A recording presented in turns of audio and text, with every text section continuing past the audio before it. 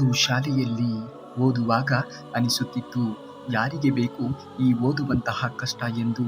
ಇಂದು ಕಷ್ಟಪಟ್ಟು ದುಡಿಯುವಾಗ ಅನಿಸುತ್ತಿದೆ, ಅದೇ ಸ್ವಲ್ಪ ಕಷ್ಟಪಟ್ಟು ಓದಿದರೆ ಇಂದಿನ ಜೀವನ ಎನ್ನುವುದು ತುಂಬ ಚೆನ್ನಾಗಿ ಇರುತ್ತಿತ್ತು ಎಂದು.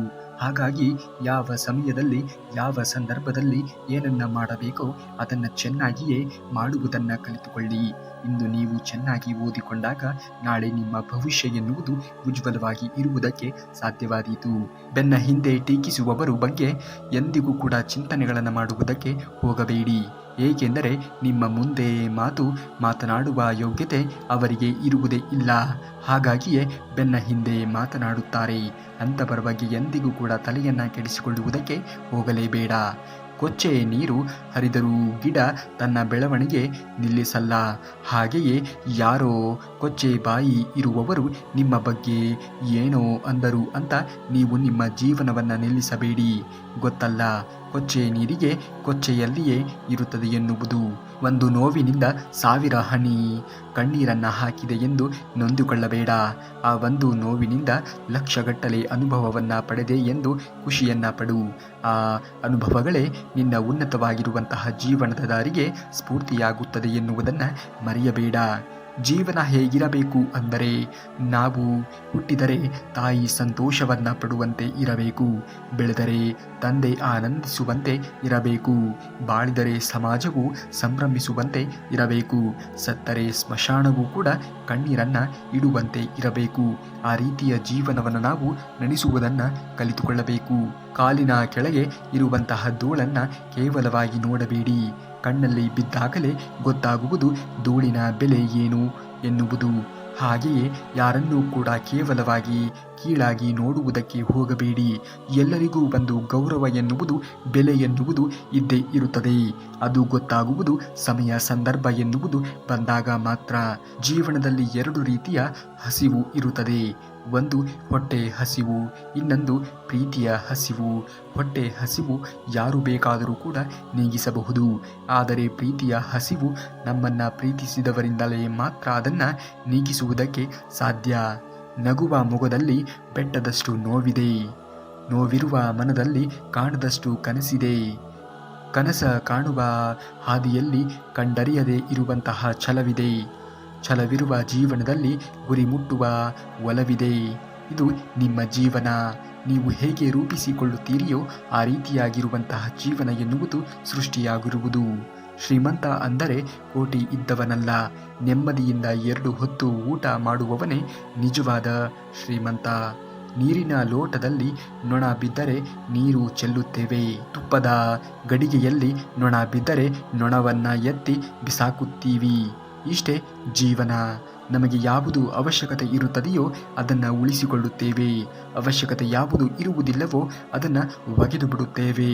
ನಾನು ಮೈ ತುಂಬ ಬಟ್ಟೆ ತೊಟ್ಟೆ, ತಲೆ ಬಗ್ಗಿಸಿ ನಡೆಯುವುದರಿಂದಲೇ ನನ್ನ ಅಪ್ಪ ಅಮ್ಮ ಅಣ್ಣ ತಲೆ ಎತ್ತಿ ನಡೆಯುತ್ತಾರೆ ಎನ್ನುವಂತಹ ಪ್ರಜ್ಞೆಯೂ ಕೂಡ ಹೆಣ್ಣು ಮಕ್ಕಳಲ್ಲಿ ಇರಬೇಕಾಗುತ್ತದೆ. ಎಷ್ಟೇ ಉನ್ನತವಾಗಿರುವಂತಹ ಸ್ಥಾನ ಸಾಧಿಸಿದರೂ ಕೂಡ ಪರವಾಗಿಲ್ಲ, ಎಷ್ಟೇ ದೊಡ್ಡ ಪದವಿಯನ್ನು ಪಡೆದರೂ ಕೂಡ ಪರವಾಗಿಲ್ಲ. ನೀವು ಮಾತನಾಡುವ ರೀತಿ ಮತ್ತು ಮಾನವೀಯತೆಯನ್ನು ಕಲಿಯದೇ ಇದ್ದರೆ ಅನಕ್ಷರಸ್ಥ ವ್ಯವಸ್ಥೆಗೆ ನೀವು, ಆ ಒಂದು ವ್ಯಕ್ತಿಗೆ ನೀವು ಸಮಾನರಾಗುತ್ತೀರಾ. ಹಾಗಾಗಿ ಮಾತನಾಡುವುದನ್ನು ಕಲಿತುಕೊಳ್ಳಬೇಕು. ನಿಮ್ಮ ಮಾತು 4 ಜನರ ಜೀವನಕ್ಕೆ ಮಾರ್ಗದರ್ಶನವಾಗಬೇಕೇ ವಿನಃ 4 ಜನರ ಜೀವನವನ್ನು ಹಾಳು ಮಾಡುವಂತೆ ಇರಲೇಬಾರದು.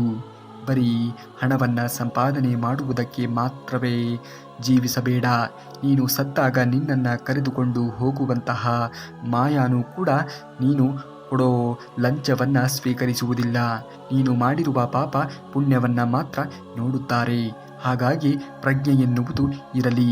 ಯಾವ ಕೆಲಸವನ್ನು ಮಾಡುತ್ತಿದ್ದೇನೆ, ಏನನ್ನ ಮಾಡುತ್ತಿದ್ದೇನೆ, ನಾನು ಮಾಡುತ್ತಿರುವಂತಹ ಕೆಲಸದಿಂದ ಎಷ್ಟು ಜನರಿಗೆ ಅನ್ಯಾಯವಾಗುತ್ತದೆ, ಎಷ್ಟು ಜನರಿಗೆ ಒಳ್ಳೆಯದು ಆಗುತ್ತದೆ ಎನ್ನುವಂತಹ ಪ್ರಜ್ಞೆಯನ್ನು ಇಟ್ಟುಕೊಂಡು ಕೆಲಸವನ್ನು ನಿರ್ವಹಿಸುವುದನ್ನು ಕಲಿತುಕೊಳ್ಳಿ. ಮೋಸ ಮಾಡಿ ಗೆದ್ದವರು ಉದ್ಧಾರ ಆಗಿರುವಂತಹ ಚರಿತ್ರೆಯೇ ಇಲ್ಲ. ನ್ಯಾಯದಿಂದ ನಡೆದವರು ಸೋತಿರುವಂತಹ ಇತಿಹಾಸವೇ ಇಲ್ಲ. ಮೋಸವಾಗಲಿ ಸತ್ಯವಾಗಲಿ ಅದಕ್ಕೆ ಕಾಲವೇ ಸರಿಯಾದ ಉತ್ತರವನ್ನು ಕೊಡುತ್ತದೆ ಎನ್ನುವುದನ್ನು ಮರೆಯಬೇಡಿ. ಸಿಗದವರನ್ನ ಹುಡುಕುವುದಕ್ಕೆ ಹೋಗಬೇಡಿ, ಸಿಕ್ಕವರನ್ನ ಎಂದಿಗೂ ಕೂಡ ಕೈ ಬಿಡುವುದಕ್ಕೆ ಹೋಗಬೇಡಿ. ಬರದವರನ್ನ ಅಥವಾ ಅಂಥವರಿಗಾಗಿ ಕಾಯಲೇಬೇಡಿ, ಬಂದವರನ್ನ ಕಾಯಿಸಲೇಬೇಡಿ. ಏನನ್ನೂ ಕೊಡದೆ ಇರುವವರನ್ನ ಕೇಳಲೇಬೇಡಿ, ಕೊಟ್ಟವರನ್ನ ಜೀವನದಲ್ಲಿ ಮರೆಯುವುದಕ್ಕೆ ಹೋಗಲೇಬೇಡಿ. ಮರಳಿನ ಮೇಲೆ ಮರಳು ಅಂತ ಬರೆಯಬಹುದು, ಆದರೆ ನೀರಿನ ಮೇಲೆ ನೀರು ಅಂತ ಬರೆಯುವುದಕ್ಕೆ ಆಗುತ್ತದೆಯಾ? ಹಾಗೆಯೇ ಜೀವನದ ಆಸೆಗಳು ಹಾಗೆ, ಕೆಲವು ಸಾಧ್ಯವಾಗುತ್ತದೆ, ಇನ್ನು ಕೆಲವು ಅಸಾಧ್ಯವಾಗಿ ಉಳಿದು ಬಿಡುತ್ತದೆ. ಸಾಧ್ಯವಾಗುವುದರಲ್ಲಿಯೇ ನಾವು ತೃಪ್ತಿಯನ್ನು ಕಾಣುವುದನ್ನು ಮನುಷ್ಯನಾದವನು ಕಲಿತುಕೊಂಡಾಗ ಜೀವನದಲ್ಲಿ ನಾವು ಎಂದಿಗೂ ಕೂಡ ತಲೆಯನ್ನು ಕೆಡಿಸಿಕೊಳ್ಳಬೇಕಾಗಿರುವಂತಹ ಪ್ರಸಂಗವೇ ಉದ್ಭವ ಆಗುವುದಿಲ್ಲ. ಕಾಲುಗಳನ್ನು ಒದ್ದೆ ಮಾಡಿಕೊಳ್ಳದೆ ಸಮುದ್ರವನ್ನು ದಾಟಬಹುದು, ಆದರೆ ಕಣ್ಣೀರನ್ನು ಒದ್ದೆ ಮಾಡಿಕೊಳ್ಳದೆ ಜೀವನವನ್ನು ಸಾಗಿಸುವುದಕ್ಕೆ ಸಾಧ್ಯವೇ ಇಲ್ಲ. ಇದು ನೆನಪಿನಲ್ಲಿ ಇಟ್ಟುಕೊಂಡು ಜೀವನವನ್ನು ನಿರ್ವಹಿಸುವುದನ್ನು ಕಲಿಯಬೇಕು. ಜೀವನದಲ್ಲಿ ತುಂಬ ಕಠಿಣವಾಗಿರುವಂತಹ ಸಮಸ್ಯೆಗಳು ಬರುತ್ತವೆ. ಹಾಗಂತ ಯಾರನ್ನೂ ಕೂಡ ದೂರವನ್ನು ಮಾಡುವುದಕ್ಕೆ ಹೋಗಬೇಡಿ, ಏಕೆಂದರೆ ಆ ಭಗವಂತ ಎನ್ನುವವನು ನಿರ್ದೇಶಕ. ಅತಿ ಕಠಿಣವಾಗಿರುವಂತಹ ಪಾತ್ರವನ್ನು ಒಳ್ಳೆಯ ನಟನಿಗೆ ಮಾತ್ರ ಕೊಡುತ್ತಾನೆ ಎನ್ನುವುದನ್ನು ಮರೆಯಬೇಡಿ. ಬೆಟ್ಟ ಎಂದಿಗೂ ಕೂಡ ತಮ್ಮ ಮುಂದೆ ಬಾಗುವುದೇ ಇಲ್ಲ, ಆದರೆ ಕಷ್ಟಪಟ್ಟು ಏರಿದರೆ ಅದು ನಮ್ಮ ಪಾದದ ಅಡಿಯಲ್ಲಿ ಇರುತ್ತದೆ. ಜೀವನವೂ ಸಹ ಅಷ್ಟೇ, ಶ್ರಮಪಟ್ಟರೆ ಯಶಸ್ಸು ಎನ್ನುವುದು ಖಂಡಿತವಾಗಿಯೂ ಕೂಡ ನಮಗೆ ಸಿಕ್ಕೇ ಸಿಗುತ್ತದೆ. ಬದುಕಿಗಾಗಿ ಯಾರನ್ನೂ ಕೂಡ ಅವಲಂಬಿಸಬೇಡಿ. ಅವಲಂಬಿಸಿದ ಊಟದ ಎಲೆಯಂತೆ ನೋಡುವ ಕಾಲವಿದು. ಬದುಕು ನಮ್ಮದೇ, ನಮ್ಮ ಬದುಕಿನ ಮನೆಯನ್ನು ನಾವೇ ಕಟ್ಟಿಕೊಳ್ಳಬೇಕು. ಅರಮನೆ ಆದರೂ ಕೂಡ ಸರಿ, ಗುಡಿಸಲು ಆದರೂ ಕೂಡ ಸರಿ, ಯಾರನ್ನೂ ಕೂಡ ಮೆಚ್ಚಿಸುವುದಕ್ಕೆ ನೀ ಬದುಕಬೇಡ. ನಿನ್ನ ಮನಸ್ಸು ಒಪ್ಪಿಕೊಳ್ಳುವಂತೆ ನೀ ಬದುಕು. ಬೇರೆಯವರಿಗೆ ಒಪ್ಪಿಸಲು ಬದುಕಿದರೆ ಅದು ಸ್ವಲ್ಪ ತೃಪ್ತಿ. ನಿನ್ನ ಮನಸ್ಸಿಗೆ ಒಪ್ಪುವಂತೆ ಬದುಕಿದರೆ ಜೀವನ ತುಂಬೆಲ್ಲ ಸಂತೃಪ್ತಿಯ ಜೀವನವನ್ನು ನೀನು ನಿರ್ವಹಿಸುವುದಕ್ಕೆ ಸಾಧ್ಯವಾದೀತು. ವಿದ್ಯೆ ಗಳಿಸಿ ಪಂಡಿತನಾಗು, ಹಣ ಗಳಿಸಿ ಕೋಟ್ಯಾಧೀಶನಾಗು, ಪ್ರೀತಿ ಗಳಿಸಿ ಜನನಾಯಕನಾಗು, ಆದರೆ ಬಳಲಿ ಬಂದವರಿಗೆ ನೆರಳು ನೀಡದೆ ಇರುವಂತಹ ಮುಳ್ಳಿನ ಮರವಾಗಬೇಡ. ಫಲಭರಿತ ವೃಕ್ಷ ನೀನಾಗಬೇಕು. ನೆತ್ತಿಗೆ ಅಹಂ ಏರಿದರೆ ಜ್ಞಾನ ಎನ್ನುವುದು ವಿದಾಯವನ್ನು ಹೇಳುತ್ತದೆ. ಅದೇ ನೆತ್ತಿಗೆ ಜ್ಞಾನ ಏರಿದರೆ ಸರ್ವಸ್ವವೂ ಕೂಡ ಸಾಧನೆಯಾಗುತ್ತದೆ.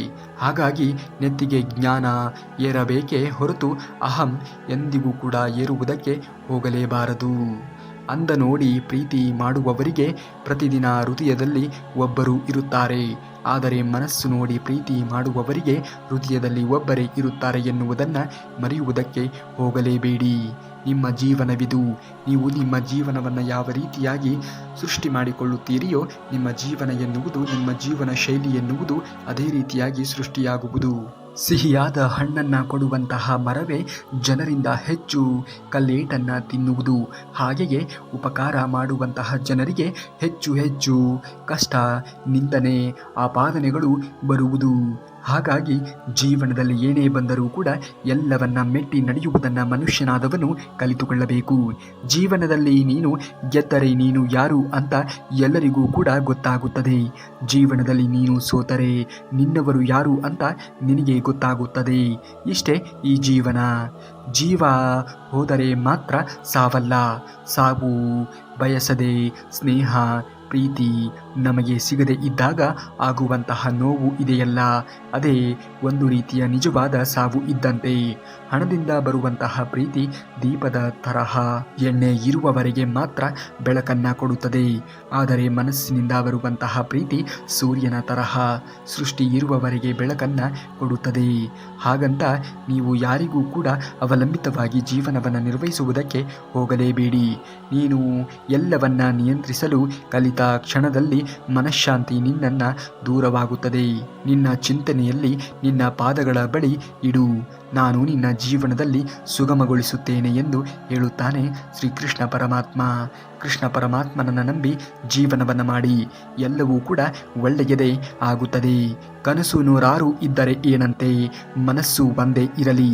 ಯೋಚನೆ ಎನ್ನುವುದು ಸಾವಿರಾರು ಇದ್ದರೆ ಏನಂತೆ, ಗುರಿ ಒಂದೇ ಇರಲಿ. ಸುಖ ದುಃಖ ಏನೇ ಇರಲಿ, ಮುಖದಲ್ಲಿ ಸದಾ ನಗು ಎನ್ನುವುದು ತುಂಬಿರಲಿ. ಆ ನಗುವಲ್ಲಿ ನಿಮ್ಮ ಜೀವನವನ್ನು ನೀನು ನಿರ್ವಹಿಸುವುದನ್ನು ಕಲಿತುಕೊಳ್ಳಬೇಕು. ತಕ್ಕಡಿಯಲ್ಲಿ ಜೀವಂತ ಕಪ್ಪೆಗಳನ್ನು ಇಟ್ಟು ತೂಕ ಮಾಡಲು ಹೇಗೆ ಸಾಧ್ಯವೇ ಇಲ್ಲವೋ ಹಾಗೆಯೇ ಮನುಷ್ಯನಿಗೆ ದೇವರು ಎಷ್ಟೇ ಕೊಟ್ಟರೂ ಕೂಡ ತೃಪ್ತಿಯನ್ನು ಪಡಿಸುವುದಕ್ಕೆ ಸಾಧ್ಯವೇ ಇಲ್ಲ. ಹೂವಿನ ಹಾರ ಎಲ್ಲರಿಗೂ ಕೂಡ ಕಾಣುತ್ತದೆ, ಆದರೆ ಅದರೊಳಗೆ ಇರುವಂತಹ ದಾರ ಯಾರ ಕಣ್ಣಿಗೂ ಕೂಡ ಕಾಣುವುದಿಲ್ಲ. ಹಾಗೆಯೇ ನಮ್ಮ ಚಿಕ್ಕ ತಪ್ಪುಗಳು ಎಲ್ಲರಿಗೂ ಬೇಗ ಕಾಣಿಸುತ್ತದೆ, ಆದರೆ ನಮ್ಮೊಳಗೆ ಇರುವಂತಹ ಒಳ್ಳೆಯತನ ಯಾರಿಗೂ ಕೂಡ ಕಾಣುವುದಕ್ಕೆ ಸಾಧ್ಯವೇ ಇಲ್ಲ. ಈ ಜನರ ಜೀವನವೇ ಹಾಗೆ. ಜೀವನ ಹಾದಿಯಲ್ಲಿ ಎಲ್ಲ ಸಮಯದಲ್ಲಿಯೂ ಕೂಡ ಸರಳವಾಗಿ ಇರುವುದಿಲ್ಲ, ಆದರೆ ಪ್ರತಿ ತಿರುವಿನಲ್ಲಿಯೂ ಕೂಡ ನಾನು ನಿನ್ನೊಂದಿಗೆ ನಡೆದುಕೊಂಡು ಬರುತ್ತೇನೆ. ಭಯವನ್ನು ಬಿಡು, ನಂಬಿಕೆಯನ್ನು ಇಡು, ಏಕೆಂದರೆ ನಿನ್ನ ಹೆಜ್ಜೆಗೆ ದಾರಿ ತೋರಿಸುವ ಬೆಳಕು ನಾನೇ ಎಂದು ಹೇಳುತ್ತಾನೆ ಶ್ರೀಕೃಷ್ಣ ಪರಮಾತ್ಮ. ನಿನ್ನನ್ನು ಕಡೆಗಣಿಸುವವರ ಮುಂದೆ ನಿನ್ನ ಮುಂದಿನ ಹೆಜ್ಜೆ ಏನಂತ ತಿಳಿಯದಂತೆ ನೋಡಿಕೋ. ಕಾರಣ ಎಷ್ಟೇ ಅಂಥವರಿಗೆ ನಿನ್ನ ಹೆಜ್ಜೆ ಗುರುತುಗಳೇ ಪಶ್ಚಾತ್ತಾಪ ಪಡುವಂತೆ ಇರಲಿ. ನಿಧಾನವಾದರೂ ಕೂಡ ಹೆಜ್ಜೆ ಇಟ್ಟರೆ ಅಂತ ಹೆಜ್ಜೆಯನ್ನು ಇಡಬೇಡ. ಹೆಜ್ಜೆ ಇಡುವುದು ಯಾರಿಗೂ ಕೂಡ ಗೊತ್ತಾಗದಂತೆ ನೀನು ಸಾಧನೆಯನ್ನು ಮಾಡುವುದನ್ನು ಕಲಿಯಬೇಕು. ಸಹಾಯ ಮಾಡೋಕೆ ಶ್ರೀಮಂತಿಕೆ ಬೇಕಿಲ್ಲ, ಹೃದಯವಂತಿಕೆ ಇದ್ದರೆ ಸಾಕು. ಬದುಕುವುದಕ್ಕೆ ಸಂಪತ್ತು ಬೇಕಿಲ್ಲ, ಒಳ್ಳೆಯ ಮನಸ್ಸು ಇದ್ದರೆ ಸಾಕು. ನಾವು ನೀರಿನಂತೆ ಬದುಕಬೇಕು. ನೀರು ಹರಿಯುವ ದಾರಿಯಲ್ಲಿ ಕಲ್ಲು ಸಿಕ್ಕರೆ ಕಲ್ಲನ್ನು ಮುಳುಗಿಸಿ ಮುಂದೆ ಹೋಗುತ್ತದೆ. ಹಾಗೆಯೇ ಜೀವನದಲ್ಲಿ ನಾವು ಕಷ್ಟಗಳನ್ನು ಎದುರಿಸಿ ಮುಂದೆ ನುಗ್ಗುವುದನ್ನು ಕಲಿತುಕೊಳ್ಳಬೇಕು. ಇರು ನೀ ಸಾಕು ನನಗಾಗಿ, ನೋವಲ್ಲಿ ನಗುವಾಗಿ, ನೊಂದಾಗ ಮಡಿಲಾಗಿ, ಸೋತಾಗ ಬಲವಾಗಿ, ಗೆದ್ದಾಗ ಛಲವಾಗಿ. ಇರು ನೀ ಸಾಕು ಜೊತೆಯಾಗಿ, ಜೀವನವೇ ಗೆಲುವಾಗಿ. ಪ್ರೀತಿ ಎಲ್ಲರಿಗೂ ಕೂಡ ಸಿಗುವುದಿಲ್ಲ, ಸಿಗೋಕೆ ಯೋಗ ಬೇಕು. ಸಿಕ್ಕಿದ ಮೇಲೆ ಉಳಿಸಿಕೊಳ್ಳುವುದಕ್ಕೆ ಯೋಗ್ಯತೆ ಎನ್ನುವುದು ಇರಬೇಕಾಗುತ್ತದೆ. ಬೇಸಿಗೆಯಲ್ಲಿ ಬರುವ ಮಳೆ ಅಪರೂಪವಾದರೂ ಕೂಡ ಇಷ್ಟವಾಗುವುದು. ಯಾವಾಗಲೂ ಕೂಡ ಸುರಿಯುವ ಮಳೆ ಎಲ್ಲರಿಗೂ ಕೂಡ ಬೇಗ ಬೇಸರವಾಗುವುದು. ಹಾಗೆಯೇ ನಾವು ಬೇರೆಯವರಿಗೆ ಅಪರೂಪವಾಗಬೇಕೇ ಹೊರತು ಬೇಸರವಾಗುವುದಕ್ಕೆ ಹೋಗಲೇಬಾರದು. ನಮಗೆ ಕಷ್ಟ ಬಂದಾಗ ನಗುವವರು ಶತ್ರುಗಳು, ಧೈರ್ಯ ಹೇಳುವವರು ಬಂಧುಗಳು, ಕಣ್ಣೀರನ್ನು ಒರೆಸುವವರು ಸ್ನೇಹಿತರು. ಆದರೆ ಯಾರಿಗೂ ಕೂಡ ಕಾಣದೆ ಹಾಗೆ ಮರೆಯಲ್ಲಿ ನಿಂತು ಕಣ್ಣೀರನ್ನು ಹಾಕುವವರು ತಂದೆ ತಾಯಿಗಳು. ತಂದೆ ತಾಯಿಗಳನ್ನು ಚೆನ್ನಾಗಿ ನೋಡಿಕೊಳ್ಳುವುದು ಪ್ರತಿಯೊಬ್ಬ ಮಕ್ಕಳ ಕರ್ತವ್ಯವಾಗಿರುತ್ತದೆ ಎನ್ನುವುದನ್ನು ಮರೆಯಬೇಡಿ. ಮೋಡಕ್ಕೆ ತಡೆಯಲಾಗದಷ್ಟು ನೋವಾದಾಗ ಹೇಗೆ ಮಳೆಯಾಗಿ ಕೆಳಗೆ ಬೀಳುತ್ತದೆಯೋ ಹಾಗೆಯೇ ಮನಸ್ಸಿಗೆ ತಡೆಯಲು ಆಗದೇ ಇರುವಷ್ಟು ನೋವಾದಾಗ ಕಣ್ಣೀರಿನ ಹನಿಯಾಗಿ ಕೆಳಗೆ ಬೀಳುತ್ತದೆ ಎನ್ನುವುದನ್ನು ಮರೆಯಲೇಬೇಡಿ. ಜನರು ನಿನ್ನ ಕುರಿತು ತೀರ್ಪು ನೀಡುತ್ತಾರೆ, ಆದರೆ ನಾನು ನಿನ್ನ ಹೃದಯವನ್ನು ನೋಡುವೆನು. ನಿನ್ನ ಉದ್ದೇಶ ಶುದ್ಧವಾಗಿ ಇದ್ದರೆ ನೀನು ಎಷ್ಟು ಬಾರಿ ಬಿದ್ದರೂ ಕೂಡ ನಾನು ನಿನ್ನನ್ನು ಮೇಲೆ ಎತ್ತುತ್ತೇನೆ ಎಂದು ಹೇಳುತ್ತಾನೆ ಶ್ರೀಕೃಷ್ಣ ಪರಮಾತ್ಮ. ನಮ್ಮ ಬೆನ್ನನ್ನೇ ನಾವು ನೋಡುವುದಕ್ಕೆ ಆಗುವುದಿಲ್ಲ. ಹಾಗಿದ್ದ ಮೇಲೆ ನಮ್ಮ ಬೆನ್ನ ಹಿಂದೆ ಮಾತನಾಡುವವರ ಬಗ್ಗೆ ನಾವೇಕೆ ತಲೆಯನ್ನು ಕೆಡಿಸಿಕೊಳ್ಳುವುದಕ್ಕೆ ಹೋಗಬೇಕು ಹೇಳಿ? 1000 ಜನರು 1000 ರೀತಿಯ ಮಾತುಗಳನ್ನು ಆಡುತ್ತಾರೆ. ಅಂಥವರ ಮಾತುಗಳಿಗೆ ಎಂದಿಗೂ ಕೂಡ ತಲೆಯನ್ನು ಕೆಡಿಸಿಕೊಳ್ಳುವುದಕ್ಕೆ ಹೋಗಲೇಬಾರದು. ಮನಸ್ಸಿಟ್ಟು ಕಲಿತ ಅಕ್ಷರ, ಮೈ ಬಗ್ಗಿಸಿ ದುಡಿದು ತಿನ್ನುವಂತಹ ಅನ್ನ, ಕಷ್ಟಪಟ್ಟು ಗಳಿಸಿರುವಂತಹ ಸಂಪಾದನೆ, ಇಷ್ಟದಿಂದ ಮಾಡುವಂತಹ ದೈವಭಕ್ತಿ ಯಾರನ್ನೂ ಯಾವತ್ತಿಗೂ ಕೂಡ ಕೈ ಬಿಡುವುದಿಲ್ಲ ಎನ್ನುವುದನ್ನು ಯಾವುದೇ ಕಾರಣಕ್ಕೂ ಮರೆಯುವುದಕ್ಕೆ ಹೋಗಲೇಬಾರದು. ನಿನ್ನ ಮಾತಿಗೆ ಎಲ್ಲಿ ಬೆಲೆ ಇದೆಯೋ ಅಲ್ಲಿ ಮಾತನಾಡು. ಸುಖ ಸುಮ್ಮನೆ ಎಲ್ಲೆಲ್ಲೋ ಮಾತನಾಡಬೇಡಿ. ನಿನ್ನ ಬೆಲೆ ಮತ್ತು ನಿನ್ನ ಮಾತಿನ ಬೆಲೆಯನ್ನು ಕಳೆದುಕೊಳ್ಳಲೇಬೇಡ. ಹುಟ್ಟಿದಾಗ ಹೆಸರು ಇರುವುದಿಲ್ಲ, ಬರೀ ಉಸಿರು ಇರುತ್ತದೆ. ಆದರೆ ಸತ್ತಾಗ ಉಸಿರು ಇರುವುದಿಲ್ಲ, ಬರೀ ಹೆಸರು ಇರುತ್ತದೆ. ಉಸಿರು ಮತ್ತು ಹೆಸರಿನ ನಡುವಿನ ಅಂತರವೇ ಜೀವನ ಎನ್ನುವುದನ್ನು ಮರೆಯಬೇಡಿ. ಎಲ್ಲರಿಗೂ ಬೇಕಾಗುವಂತಹ ಹಣ್ಣು ಕೈ ಸೇರುತ್ತದೆ, ಯಾರಿಗೂ ಬೇಡವಾದ ಬೀಜ ಭೂಮಿಗೆ ಸೇರುತ್ತದೆ. ಬೇಡವಾದ ಬೀಜದಿಂದ ಸಾವಿರಾರು ಹಣ್ಣುಗಳು ಬಿಡುವ ಕಾಲ ಬಾರದೆಯೇ ಇರುತ್ತದೆಯೇ? ತಿರಸ್ಕಾರಗೊಂಡವರಿಂದಲೇ ಮುಂದೊಂದು ದಿನ ಪುರಸ್ಕರಿಸಿಕೊಳ್ಳುವಂತಹ ಕಾಲ ಬಂದೇ ಬರುತ್ತದೆ. ಇದೇ ಸಾಧನೆಯ ಬದುಕು. ನೋಯಿಸಿದ ಮನಸ್ಸನ್ನು ತುಂಬ ಪ್ರೀತಿಸಿ, ಆದರೆ ಪ್ರೀತಿಸಿದ ಮನಸ್ಸನ್ನು ಎಂದಿಗೂ ಕೂಡ ನೋಯಿಸುವುದಕ್ಕೆ ಹೋಗಬೇಡಿ. ಏಕೆಂದರೆ ನೊಂದಿರುವ ಮನಸ್ಸಿಗೆ ಮತ್ತೆ ಮತ್ತೆ ನೋವನ್ನು ಸಹಿಸುವಂತಹ ಶಕ್ತಿ ಎನ್ನುವುದು ಇರುವುದೇ ಇಲ್ಲ. ಬೆಂಕಿಯಲ್ಲಿ ಬೆಂದ ಚಿನ್ನಕ್ಕೆ ಮಾತ್ರ ಹೊಳಪು ಹೆಚ್ಚು. ಹಾಗೆಯೇ ಕಷ್ಟದ ಹಾದಿಯಲ್ಲಿ ನಡೆದು ಬಂದ ಮನುಷ್ಯನಿಗೆ ಮಾತ್ರ ಜೀವನ ಎನ್ನುವುದು ನಿಜವಾದ ಬೆಲೆ ಎನ್ನುವುದು ತಿಳಿಯುವುದಕ್ಕೆ ಸಾಧ್ಯವಾದೀತು. ಕಣ್ಣು ಇಡೀ ಜಗತ್ತನ್ನೇ ನೋಡುತ್ತದೆ, ಆದರೆ ತನ್ನೊಳಗೆ ಬಿದ್ದ ಸಣ್ಣ ಧೂಳಿನ ಕಣಗಳನ್ನು ನೋಡಲು ಆಗದು. ಹಾಗೆಯೇ ಮನುಷ್ಯನು ಬೇರೆಯವರ ತಪ್ಪುಗಳನ್ನು ಗುರುತಿಸುವವನು. ತನ್ನೊಳಗೆ ಇರುವಂತಹ ತಪ್ಪುಗಳನ್ನು ಗುರುತಿಸುವುದಕ್ಕೆ ಸಾಧ್ಯವೇ ಇಲ್ಲ. ಮಣ್ಣಿಗೆ ಸಂಸ್ಕಾರ ಕೊಟ್ಟರೆ ಮಡಿಕೆಯಾಗುತ್ತದೆ, ಸಗಣಿಗೆ ಸಂಸ್ಕಾರ ಕೊಟ್ಟರೆ ವಿಭೂತಿಯಾಗುತ್ತದೆ, ಚಿನ್ನಕ್ಕೆ ಸಂಸ್ಕಾರ ಕೊಟ್ಟರೆ ಒಡವೆಯಾಗುತ್ತದೆ. ಅದರಂತೆ ಮನುಷ್ಯನಿಗೆ ಸಂಸ್ಕಾರ ಕೊಟ್ಟರೆ ಸಮಾಜ ಎನ್ನುವುದು ಸಂಸ್ಕಾರವಂತವಾಗುತ್ತದೆ. ಯಾವ ವ್ಯಕ್ತಿ ಸ್ಪಷ್ಟವಾಗಿ ನೇರವಾಗಿ ಮಾತನಾಡುತ್ತಾನೆಯೋ ಆತನ ಮಾತುಗಳು ತೀವ್ರವಾಗಿ, ಹರಿತವಾಗಿ ಅಥವಾ ಕಠೋರವಾಗಿ ಇರಬಹುದು. ಆದರೆ ಆತನ ಮಾತಿನಲ್ಲಿ ಅಥವಾ ಮನಸ್ಸಿನಲ್ಲಿ ಯಾವುದೇ ರೀತಿಯಾಗಿರುವಂತಹ ಕಲ್ಮಶ ಎನ್ನುವುದು ಇರುವುದೇ ಇಲ್ಲ. ಜೀವನ ಎಂಬ ಪುಸ್ತಕದಲ್ಲಿ ಒಂದು ಪುಟ ಕೆಟ್ಟದ್ದಾಗಿ ಇದ್ದರೆ ಅದನ್ನು ಹರಿದು ಹಾಕಿ ಅಥವಾ ಮುಂದಿನ ಪುಟಕ್ಕೆ ಸಾಗಿ. ಅಷ್ಟಕ್ಕೆ ಇಡೀ ಪುಸ್ತಕವನ್ನೇ ಮುಚ್ಚುವುದಕ್ಕೆ ಹೋಗಲೇಬೇಡಿ. ಜೀವನ ಎನ್ನುವುದು ಒಂದೇ ರೀತಿಯಾಗಿ ಇರುವುದಕ್ಕೆ ಸಾಧ್ಯವೇ ಇಲ್ಲ. ನಮ್ಮನ್ನು ಎಷ್ಟು ಹೃದಯಗಳು ಪ್ರೀತಿಸುತ್ತವೆ ಅನ್ನುವುದು ಮುಖ್ಯವಲ್ಲ, ಯಾವ ಹೃದಯಕ್ಕೆ ನಮ್ಮ ಸ್ನೇಹ ಪ್ರೀತಿ ಅರ್ಥ ಮಾಡಿಕೊಳ್ಳುವ ಗುಣ ಇದೆ ಅನ್ನುವುದು ಮುಖ್ಯವಾಗುತ್ತದೆ. ಜನಿಸಿದಾಗ ಎತ್ತಬೇಕು, ನಿನ್ನ ಮರಣ ಹೊಂದಿದಾಗಲೂ ಕೂಡ ಎತ್ತಬೇಕು.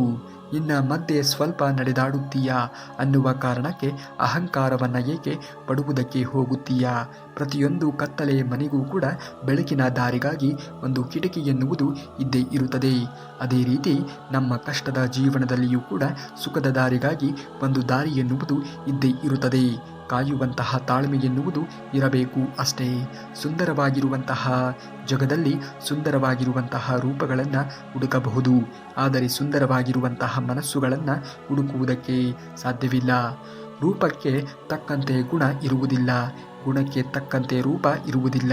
ರೂಪ ಗುಣ ಎರಡು ಇರುವವರು ಹುಡುಕಿದರೂ ಕೂಡ ಸಿಗುವುದಕ್ಕೆ ಸಾಧ್ಯವೇ ಇಲ್ಲ. ಬದುಕಿನಲ್ಲಿ ನಿರೀಕ್ಷೆಗಳು ಸುಳ್ಳಾದಾಗ ಮನುಷ್ಯ ತಾನಾಗಿಯೇ ಬದಲಾಗುತ್ತಾನೆ. ಅದು ಅವನ ಗಟ್ಟಿತನವೂ ಅಲ್ಲ, ಅತಿಯಾದ ಅಹಂಕಾರವೂ ಕೂಡ ಅಲ್ಲ, ನೊಂದ ಮನಸ್ಸಿನ ನಿರ್ಧಾರಗಳು ಆಗಿರುತ್ತವೆ ಅಷ್ಟೇ. ನೋವು ನಲಿವು ಒಂದು ನಾಣ್ಯದ ಎರಡು ಮುಖ. ನೋವು ಆದಾಗ ನಲಿವಿನ ಬೆಲೆ ಗೊತ್ತಾಗುತ್ತದೆ, ಕತ್ತಲು ಬಂದಾಗ ಬೆಳಕಿನ ಬೆಲೆ ಗೊತ್ತಾಗುತ್ತದೆ, ಕಷ್ಟ ಬಂದಾಗ ಸುಖದ ಬೆಲೆ ಗೊತ್ತಾಗುತ್ತದೆ. ಕಷ್ಟವೇ ಬರಲಿ ಸುಖವೇ ಬರಲಿ ಧೈರ್ಯದಿಂದ ಬದುಕುವ ಮನಸ್ಸು ನಿನ್ನದು ಆಗಿರಲಿ. ಎಷ್ಟು ದಿನ ಬದುಕುತ್ತೇವೆ ಅನ್ನುವುದು ಮುಖ್ಯ ಅಲ್ಲ, ಇರುವಷ್ಟು ದಿನದಲ್ಲಿ ಎಷ್ಟು ಜನರನ್ನು ಸಂಪಾದನೆ ಮಾಡಿದ್ದೇವೆ ಅನ್ನುವುದು ಮುಖ್ಯ. ಸಂಬಂಧಗಳಿಗೆ ರಕ್ತ ಸಂಬಂಧವೇ ಬೇಕಾಗಿಲ್ಲ, ವಾತ್ಸಲ್ಯವನ್ನು ತೋರುವಂತಹ ಸಂಬಂಧವೂ ಕೂಡ ಸಾಕಾಗುತ್ತದೆ.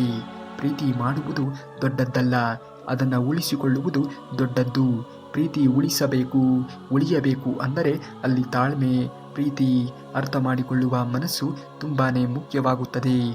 ದುಡಿತ ಹೆಚ್ಚಾದಾಗ ಬಡತನ ತಾನಾಗಿಯೇ ದೂರ ಸರಿದು ಹೋಗುತ್ತದೆ. ಹಾಗೆಯೇ ಕುಡಿತ ಹೆಚ್ಚಾದಾಗ ಇರುವ ಸ್ವಲ್ಪ ಶ್ರೀಮಂತಿಕೆಯೂ ಕೂಡ ಕರಗಿ ಹೋಗುತ್ತದೆ. ನಮ್ಮ ಬಲ ನಾವೇ ಆಗಿರಬೇಕೇ ಹೊರತು ನಮ್ಮವರ ಸಲಹೆಗಳು ಮತ್ತು ಸಹಾಯಗಳು ಆಗಿರಬಾರದು. ಇದನ್ನು ಎಂದಿಗೂ ಕೂಡ ಜೀವನದಲ್ಲಿ ಮರೆಯುವುದಕ್ಕೆ ಹೋಗಲೇಬೇಡಿ. ಕತ್ತಲಾಗದೆ ನಕ್ಷತ್ರ ಕಾಣುವುದಿಲ್ಲ, ಕಷ್ಟವಿಲ್ಲದೆ ಜೀವನ ನಡೆಯುವುದಕ್ಕೆ ಆಗುವುದೇ ಇಲ್ಲ. ಏಳು ಬೀಳುವಿನ ನಡುವಿನ ಬಾಳ ಬಂಡಿಯ ಸಾಗಿಸಲು 1000 ಮುಳ್ಳುಗಳು ಇದ್ದರೂ ಗುಲಾಬಿಯಂತೆ ನೀನು ಮಿಂಚಬೇಕು ಅನ್ನುವುದನ್ನು ಎಂದಿಗೂ ಕೂಡ ಮರೆಯುವುದಕ್ಕೆ ಹೋಗಲೇಬೇಡ. ಹೊಸ ನೀರು ಬಂದಾಗ ಹಳೆಯ ನೀರನ್ನು ಚೆಲ್ಲುವುದು ಎಷ್ಟು ಸತ್ಯವೋ, ಹೊಸ ವ್ಯಕ್ತಿ ಸಿಕ್ಕಾಗ ಹಳೆಯ ವ್ಯಕ್ತಿಯನ್ನು ಮರೆಯುವುದು ಕೂಡ ಅಷ್ಟೇ ಸತ್ಯ.